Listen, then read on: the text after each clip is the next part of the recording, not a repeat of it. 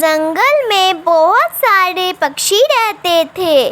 सारे पक्षी और जानवर बहुत दयालु थे, पर उसी जंगल में एक कौवा रहता था।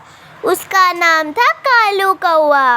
वो सारे पक्षी को बहुत तंग करता था। जैसा उसका रंग काला था, वैसी उसकी जबान। एक दिन कालू कौवे के मन में एक शरारत सूझी। टुन्नी चिड़िया उस जंगल की सबसे समझदार चिड़िया थी। कालू उससे बहुत जलता था, इसीलिए कालू ने टुन्नी चिड़िया के घर के बगल में अपना घोंसला बना लिया। ये लो, मेरा घोंसला तो बनकर तैयार हो गया। अब मैं टुन्नी चिड़िया को बताऊंगा कि कैसे घोंसला बनता है। टुन्नी दाना चुगने गई थी। कालू देखता है कि टुन्नी का घोंसला उससे ज़्यादा अच्छा है, इसीलिए कालू जलनशील में टुन्नी का घोंसला गिरा देता है। जब टुन्नी चिड़िया दाना चुग कर आती है और देखती है कि उसका घोंसला वहाँ पर नहीं है, तो वो बहुत उदास हो जाती है और वहीं पर रोने लगती है।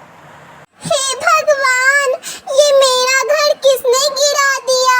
मेरा घोंसला कहाँ है? ये बोलते ही टुन्नी बहुत जोर जोर से रोने लगती है। रोते रोते वह देखती है कि उसका घोंसला पेड़ के नीचे गिरा हुआ है।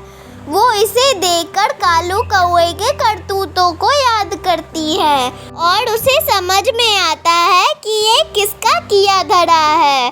उसी के पेड़ पर कालू कौवा का घर बना हुआ देखकर कालू कौवा को टुन्नी चिड़िया बोलती है, कालू, तुम अपने हरकतों से बाज नहीं आओगे।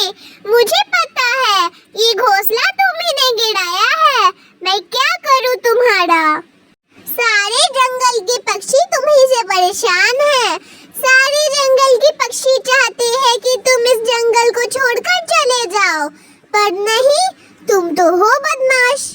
अगर तुम्हारी हरकतें दिन पर दिन बढ़ते गई, तो तुमसे भी ज्यादा परेशान करने वाला कोई पक्षी इस जंगल में आएगा और वो तुम्हें ही परेशान करेगा।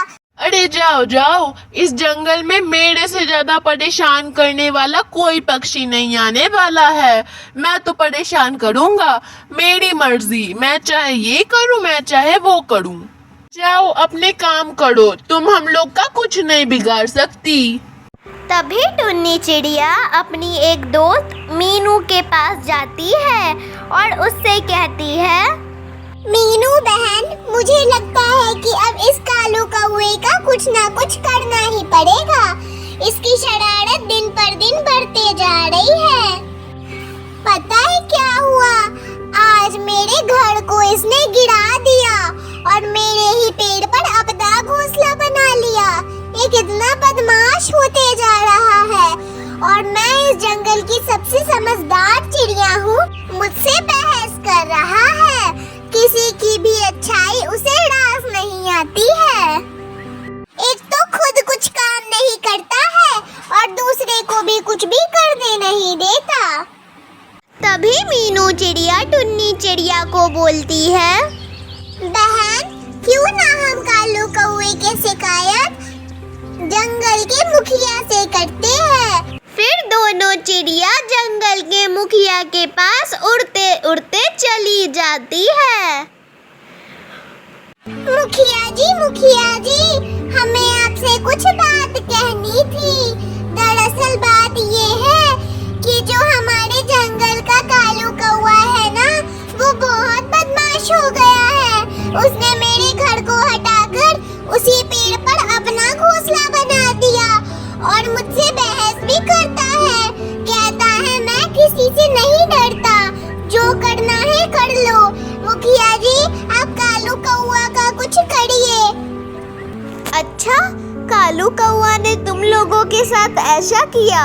मुझे भी लगता है कि कालू कौवा दिन पर दिन बदमाश होते जा रहा है।